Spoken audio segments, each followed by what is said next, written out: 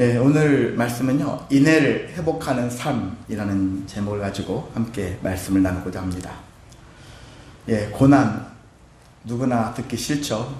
왜 하필이면 나한테 고난이 올까? 근데 고난이 오는 가운데, 때는 이 고난이 시간 지나보면은 감당할 수 있는 고난이 있지만 도무지 감당할 수 없을 것 같은 고난도 존재합니다. 근데 이러한 수많은 고난에 대해서 성경에서는 많은 고난의 일들이 기록되어 있죠. 많은 고난을 겪은 인물들이 있습니다. 그래서 저는 최고의 고난을 겪은 인물은 욥이죠.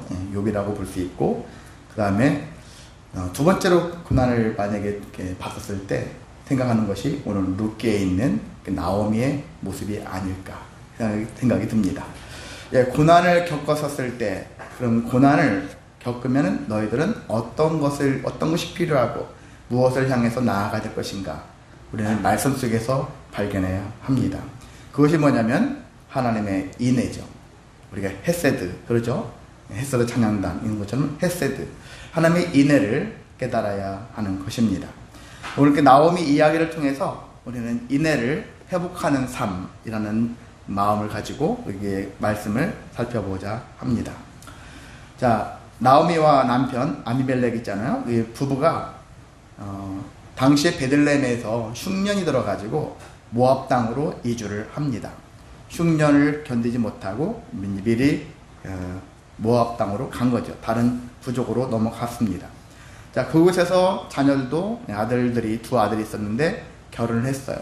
그런데 결혼을 했지만 자녀가 없는 상태에서 남편과, 나오미 입장에서 남편과 두 아들이 다 죽고 말았어요. 죽고 말다 보니까 어떻게 보면 남자가 되게 집안에 중요한 위치를 차지한다고 봤었을 때 이 나오미 입장에서는 하나님이 나를 치셨구나, 나를 괴롭게 하셨다 하면서 하나님께 대하여 때는 원망하는 마음들이 있어서 절망하는 마음들을 갖게 되었습니다. 자, 그렇게 되어지면서 이제 아직 자식도 없으니까 두 며느리를 친정으로 보내려고 했어요. 너희들이 다시 새 출발해도 되니까 친정으로 가라. 그렇게 했는데 그 중에 한 며느리는 극구 사양하죠. 끝까지 나는 시어머니랑 함께 하겠다. 그렇게 얘기를 합니다. 그래서 혼자 가려고 했던 이러한 베들레헴행을 혼자 가지 못하고 며느리와 함께 그렇게 베들레헴으로 갔습니다. 자, 갔는데 이제 사람들이 고향 땅에 이제 오니까 나오미를 아는 사람들이 얼마나 환영을 했겠습니까? 떠들며 맞이했다. 성경에 나와 있는데, 이 떠들며 맞이했다라는 거 안에는 복합적인 여러 가지가 막 포함되어 있어요. 어떤 의미냐? 정말 반가워가지고 막 이렇게 맞이하는 것도 있고, 어떤 사람은 연민의 마음도 있고, 어떤 사람은 어떤 마음일까요? 거기 떠나더니 참 꼴 좋다, 이렇게 생각하는 사람들도 분명히 있을 것입니다. 망해서 왔네, 이런 식으로 얘기하면서 여러 가지 비아냥도 섞여 있을 거라고 생각이 듭니다. 자, 어쨌든 간에 사람들이 맞이했지만 나오미는 모든 게 다 싫었어요. 모든 게 듣기 싫었고 그들의 맞이함에 대해서 반응 보이고 싶지도 않았습니다. 왜 그랬을까요? 당연히 지금 저들의 나를 향한 환영보다는 내가 내 남편을 잃었고 또 사랑하는 두 아들을 다 묻고 왔는데 그런 마음들이 쉽게 열리지 않는다는 얘기죠. 그리고 나오미라는 이름의 뜻은 희락이거든요. 희락인데 내 남편과 내 자녀를 잃다 보니까 내 마음속에 내 이름대로 내가 희락의 기쁨의 삶을 살지 못하고 기쁨이 사라지는 거예요. 기쁨이 없는 마음으로 왔다라는 거예요.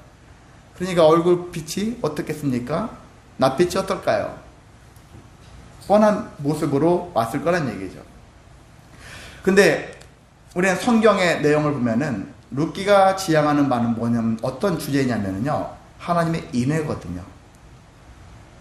욥기 같은 경우는 애매한 고난, 나는 잘못한 것 같지 않은데 나에게 고난이 임했어. 그럴 경우 성도의 태도라는 측면에서 본다면은 룻기의 그러한 주제는 하나님의 인애거든요. 하나님의 인애가 존재한다는 것을 우리가 이렇게 말씀 속에서 발견해야 하거든요.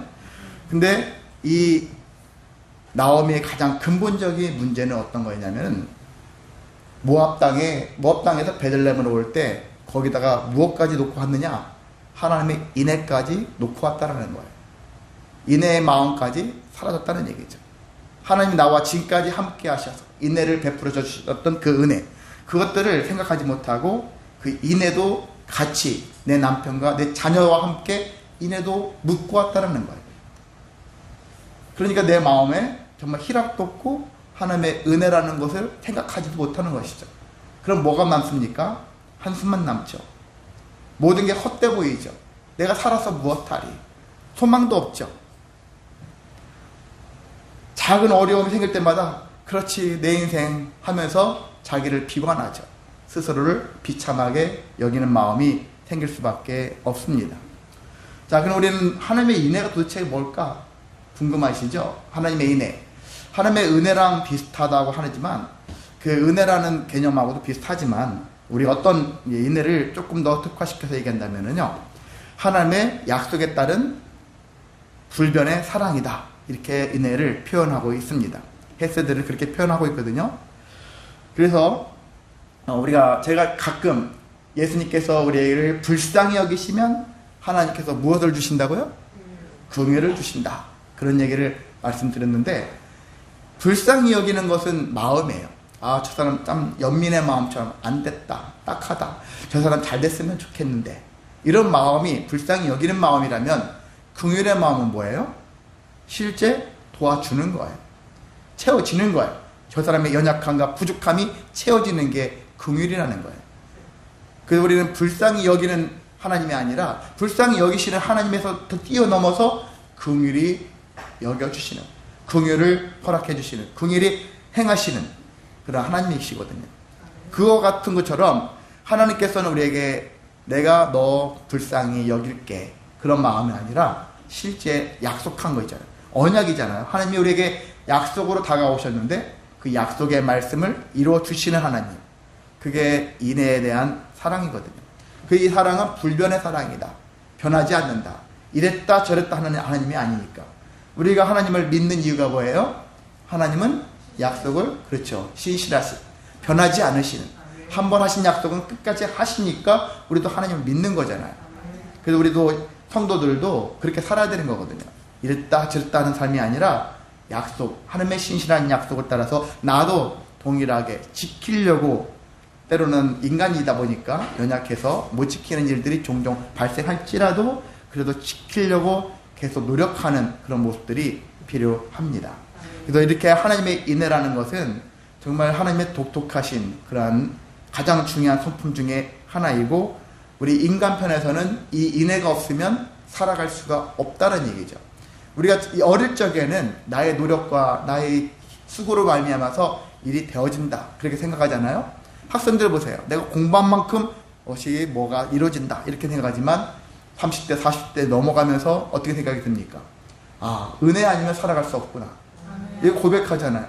저 같은 것도 그랬어요. 저도 어릴 적에는 제 자신의 능력으로, 능력이 더 중요했다 생각이 들었는데, 정말 시간 지나니까 40대 이후에 보니까 왜 인내가 중요하고 왜 하나님의 은혜가 중요한지, 그것이 저절로 다가오더라고요. 그러한 것처럼 우리도 마찬가지로 하나님의 인애는 우리에게 너무나도 중요하다는 얘기입니다.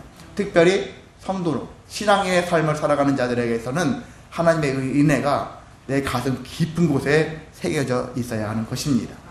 자, 이 나오미, 고향 땅으로 다시 돌아왔지만 아직도 만사가 다 귀찮고 싫은 이 상태에 빠져있는 이 나오미, 원인이 뭐라고요?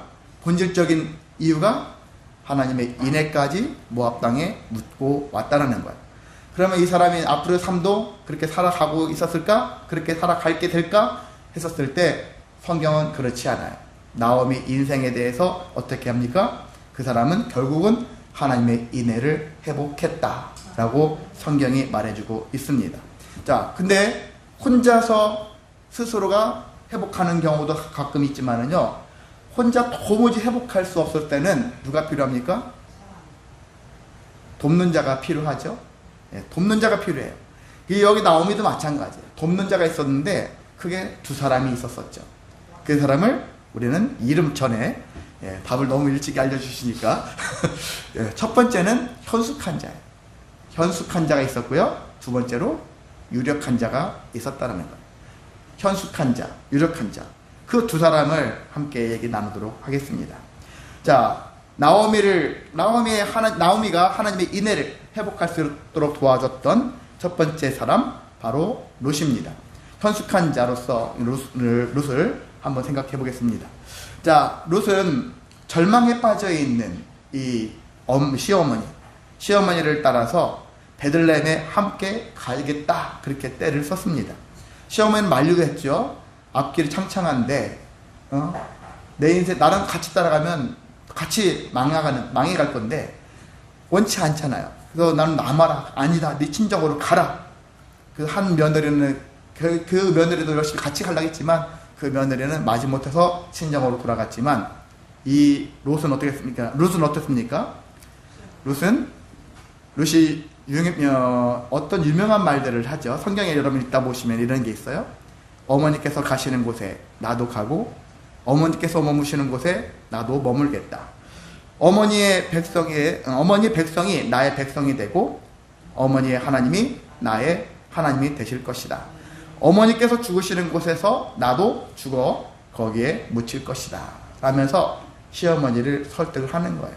시어머니 입장에서는 얘는 진짜 어찌 할 수 없는 애구나, 그런 생각이 들어서 어쩔 수 없이 허락을 하고 함께 베들레헴으로 갑니다. 근데 막상 베들레헴에 왔어요. 베들레헴에 왔지만 아직도 인애를 발견하지 못하고 회복하지 못한 시어머니와 함께 있었을 때 여자로서 할 수 있는 것은 나가서 이삭을 줍는 거예요. 이삭을 줍는 것밖에 없어요. 이삭을 주면서 오늘도 한 끼 겨우겨우 먹는 그런 하루살이처럼 살아가는 그런 삶을 살아갈 수 있는 환경이거든요. 그럼에도 불구하고 이 룻에게는 어떤 은혜가 있었느냐면 하나님의 인애를 발견할 수 있는 믿음의 눈이 있었다는 것입니다.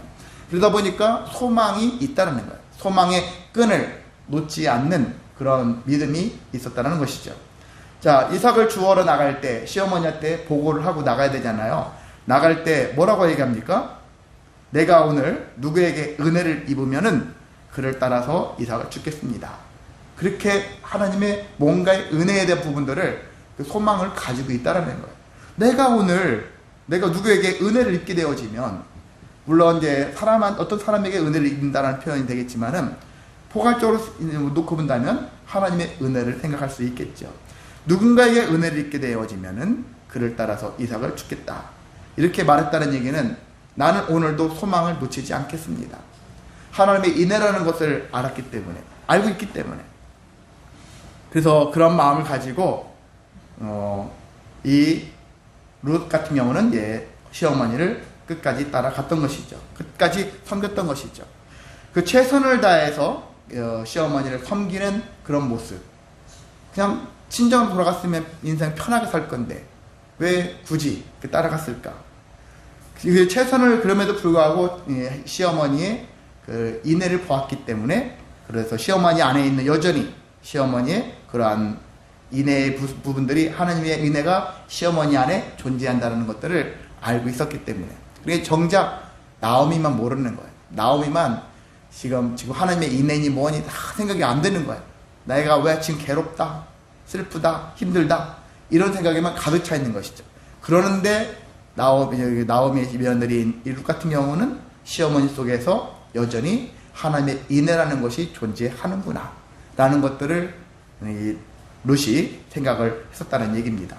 자, 그 결과 시어머니를 열심히 섬겼죠. 섬기게 되어지니까 소문이 이제 싹 퍼지죠. 누구에 대한 소문이요? 룻에 대한 소문이 퍼집니다.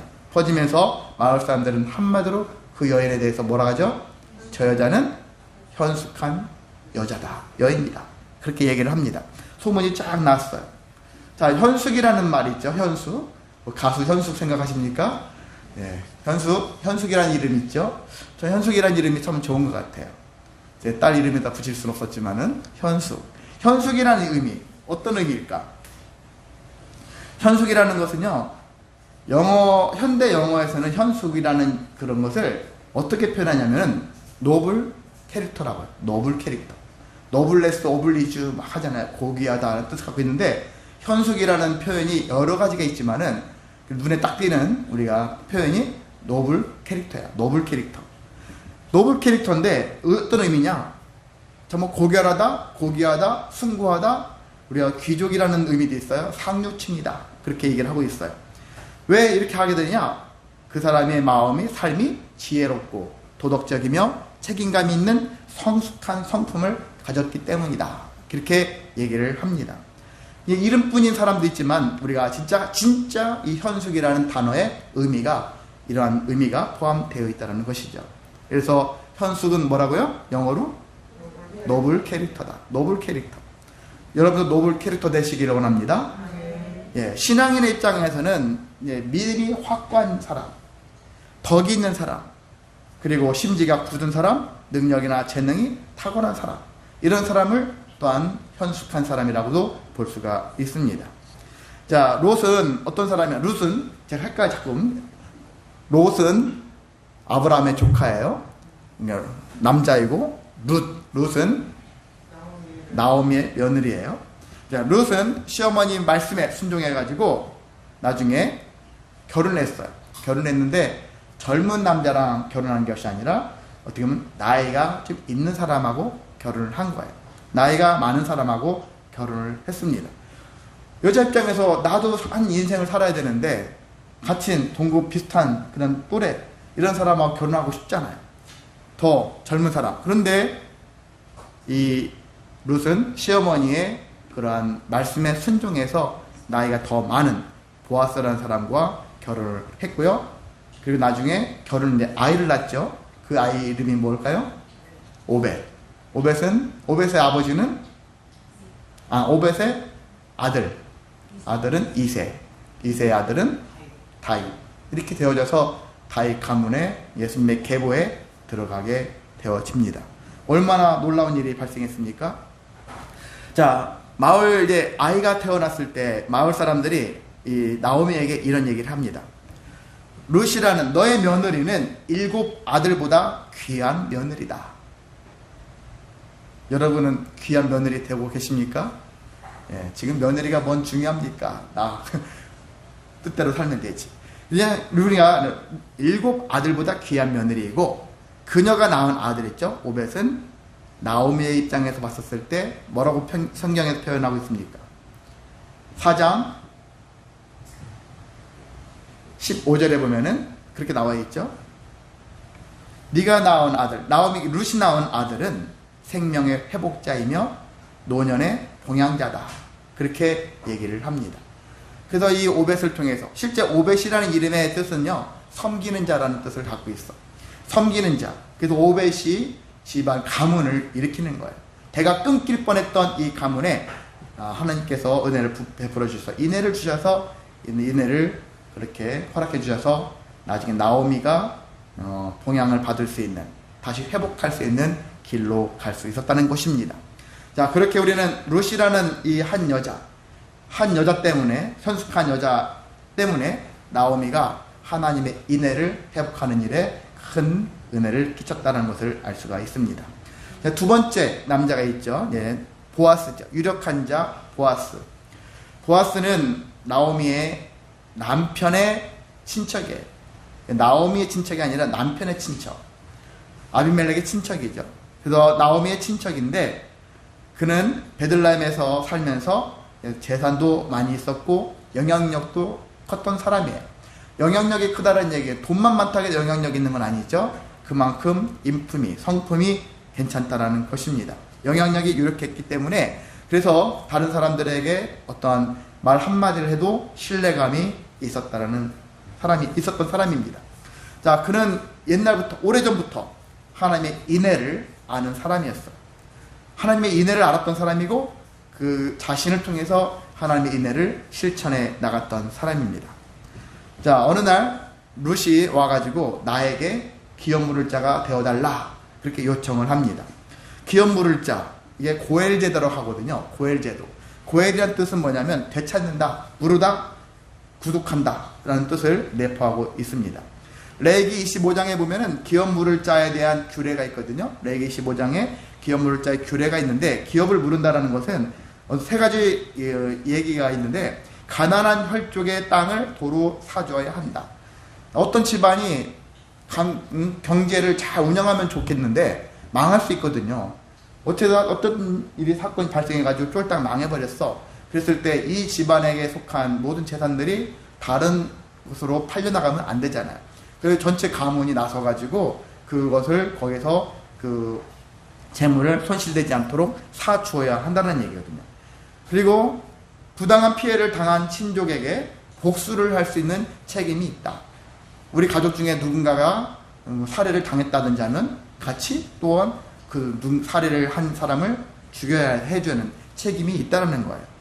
그리고 친족의 미망인, 또한 결혼해서 미망인과 결혼해서 대를 이어줘야 하는 그런 책임이 있다.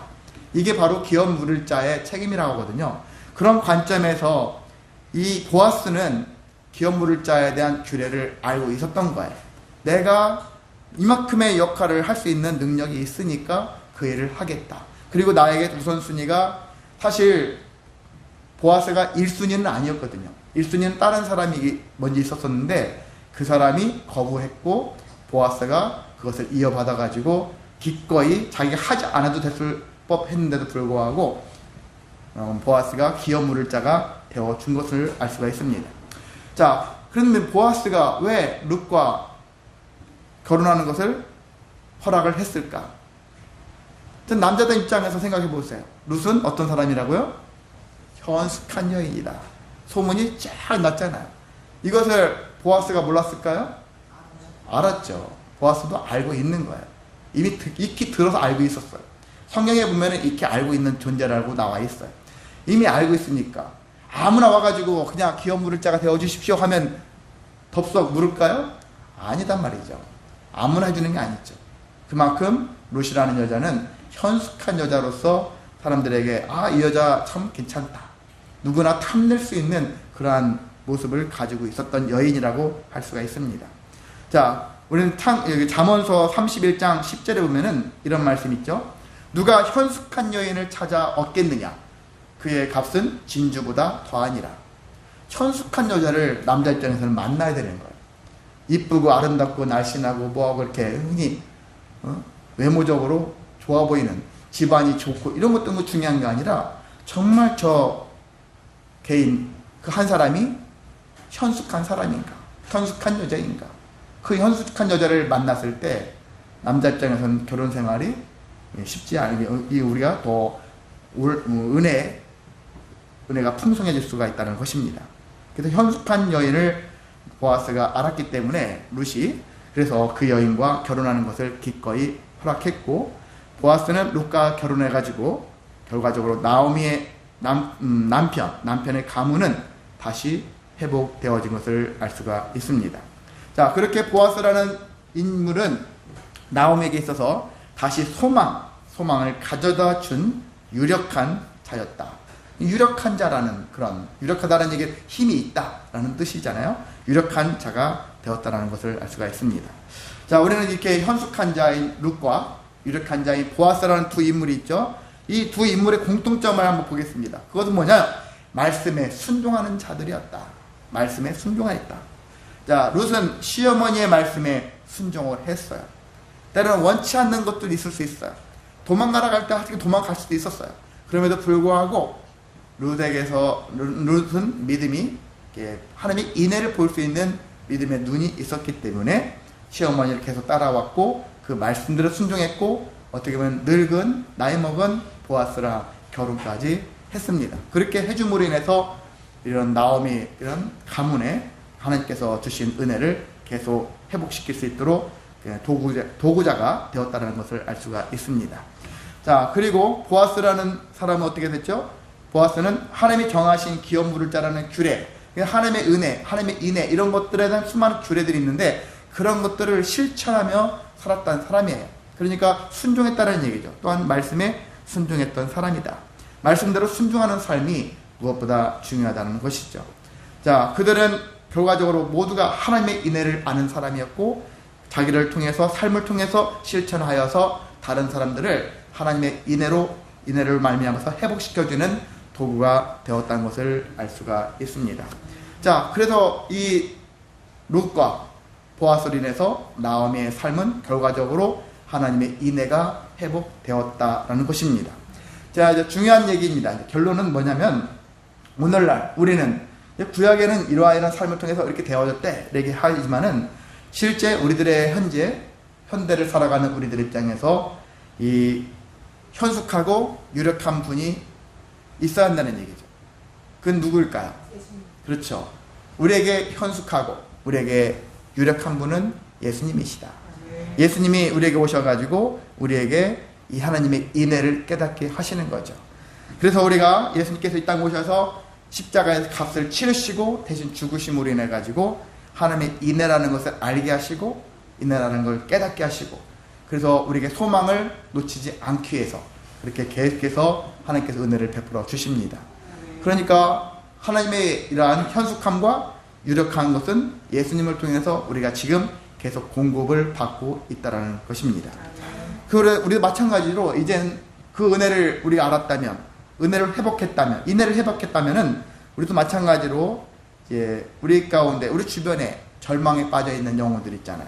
그들을 향해서도 예수님이 행하신 것과 같은 그런 은혜를 우리도 그 일들을 행할 필요가 있습니다.